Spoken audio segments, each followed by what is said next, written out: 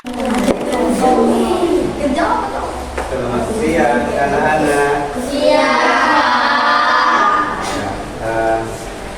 Sebelum kita memulai pelajaran, marilah kita awali pertemuan ini yang mengucapkan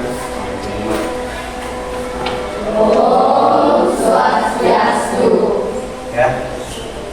Tapi sebelum kita bahas materi, alangkah baiknya kalau kita berdoa terlebih dahulu supaya apa yang kita laksanakan bisa berjalan dengan baik.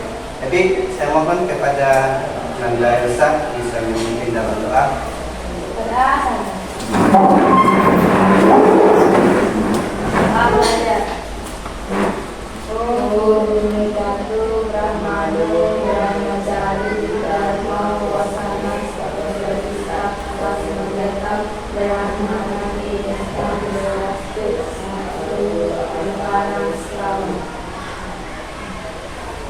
Oke, terima kasih banyak.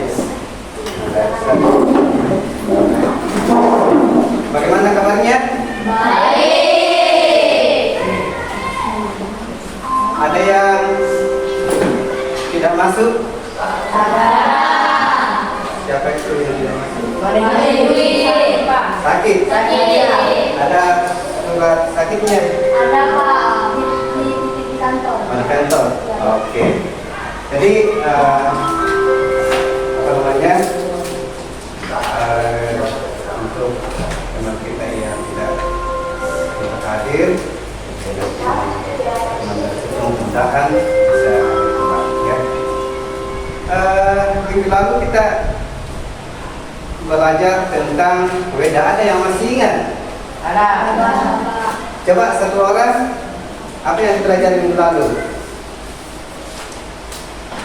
Weda. Ada yang masih ingat apa itu weda? Ada. Coba satu orang. Rama.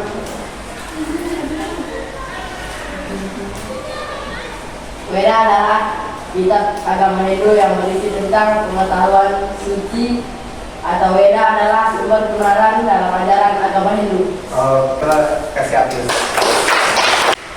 Sebelum kita masuk materi, ya saya mau tanya dulu, ya, karena ini yang kita membahas tentang Atman. Kira-kira ada yang tahu kenapa manusia bisa hidup? Makan, bernapas, minum. Oke, ya semuanya benar. Tapi ya saya sempurnakan di sini, ya. Manusia itu bisa hidup karena di dalam tubuh manusia itu ada sumber hidup yang disebut dengan Atman. Kalau sudah masuk dalam tubuh itu namanya jiwatman, ya. Jadi itu yang menjadi sumber hidup, makanya manusia bisa hidup. Bukan cuma manusia, semuanya makhluk hidup yang ada di alam semesta ini, dia di dalam tubuhnya, ya, dan menjadi sumber hidupnya adalah Atman. Kemudian pertanyaan yang kedua, kenapa makhluk hidup bisa mati? Karena sakit. Tidak bernafas. Ya, oke.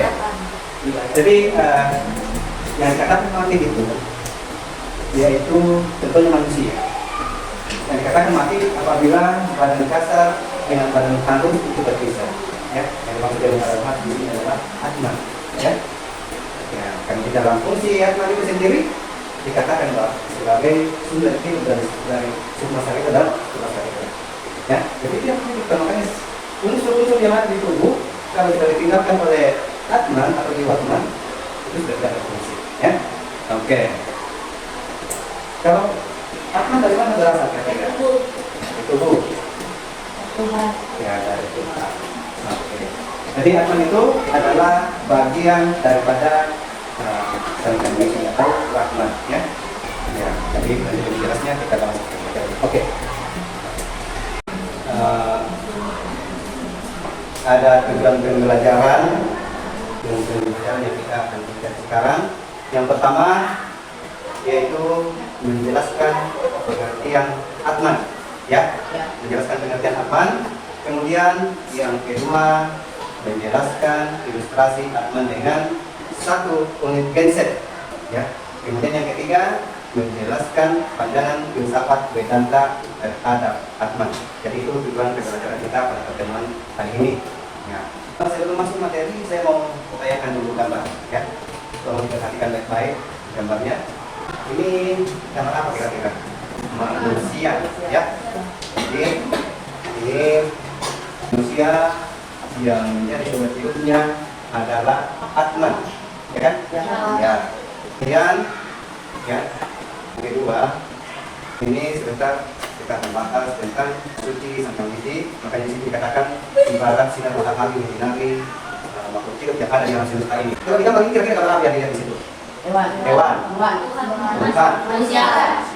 Jadi ini semua makhluk hidup sumber hidupnya adalah Atman. Atman itu asalnya daripada Sang Widi. Ya. Cuma yang membedakan di sini yaitu namanya dari setiap Atman yang berfungsi atau tinggal di dalam tubuh.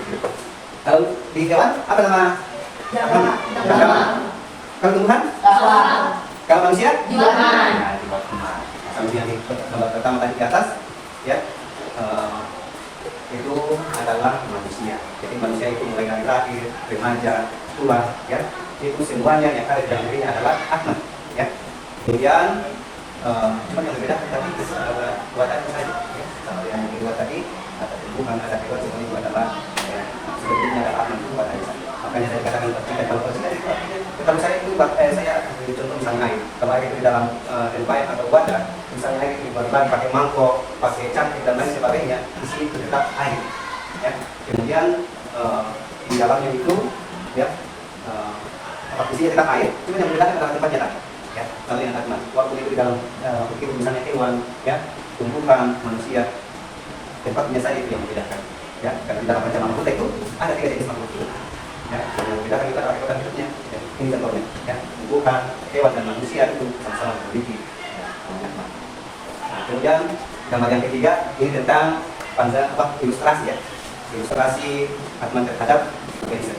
Jangan perhatikan baik-baik. Apa kira-kira yang ada di gambar tersebut?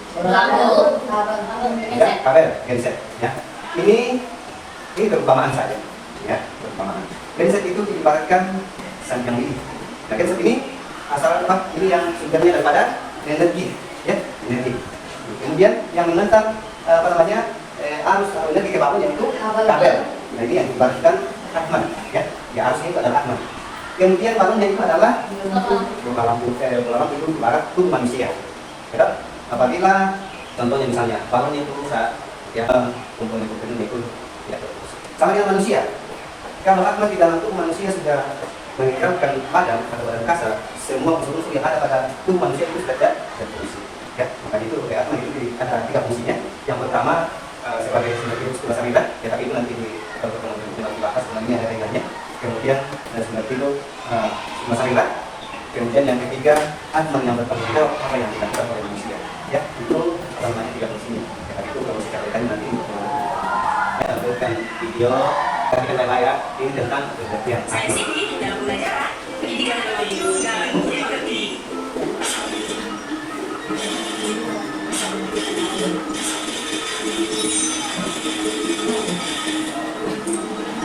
Dari sini pakai ya. Sifat Atman dalam berdoa kita. Pengertian Atman. Atman adalah sumber hidup dari segala makhluk hidup. Atman juga diartikan sebagai percikan-percikan terkecil dari Parama Atman. Atman juga diartikan sebagai sila suci dari Brahma atau Sang Yang Widi. Sifat-sifat Atman dalam mendapat kita. Acaya artinya tidak terlukai oleh senjata.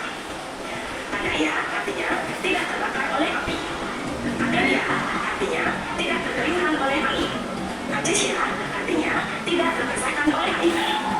Widya artinya kekal abadi. Sarwakata artinya adalah. Nah, itu tadi mengenai pengertian Atman. Kita sudah memperhatikan gambar.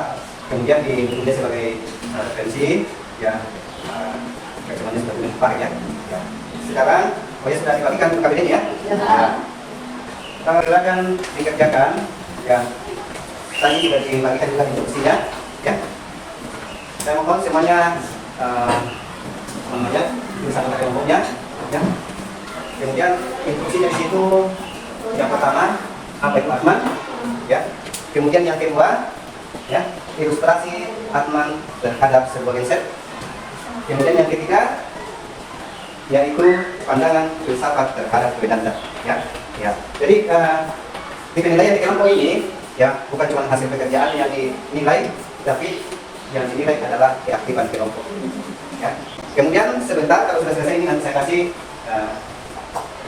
tes individu, ya. Tapi itu saja dikerja dulu. Kalau sudah dikerja, nanti masing-masing kelompok naik di depan presentasikan. Oke, silakan dikerja dulu. Oke, silakan kelompok 1 naik presentasikan. Ya, coba diperhatikan baik-baik dan dari kelompok lain, ya. Diperhatikan baik-baik, kemudian sebentar ditanggapi. Sebentar kalau presentasi, ya. Dari kelompok lain bertanya, ya. Oke, dipersilakan ke kelompok 1. Perkenalkan, nama saya Putri Satunya. Perwakilan dari kelompok 1 ingin mempresentasikan hasil diskusi kelompok kami. Jelaskan apa yang dimaksud dengan Atman. Ya, kelompok 1 sudah selesai presentasi. Sekarang kelompok 2, silakan. Tanya, oke, dari sini saja satu orang kelompok 1. Itu gede. Apa yang dimaksud? Atman adalah bisikan-bisikan kecil dari Sang Yang Widi.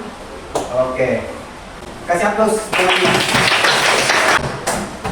Ya, sekarang kelompok, ya, coba diperhatikan soalnya di masing-masing kerja, ya. Ya. Oke, kalau tidak jelas dilihat di itu di lembar jawabannya ditulis nama lengkapnya, ya. Kemudian tugas pendidikan agama Hindu. Oke. Ya. Dan ini kalau itu lihat sama soalnya tadi, ya. Ya. Tulis nama lengkapnya. Coba. Ya.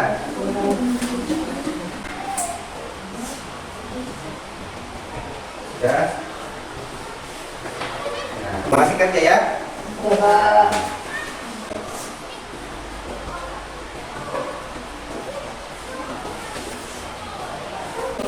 Ada, ya? Silakan dikumpul. Ya. Soalnya juga dikumpul, ya? Silakan dikumpul.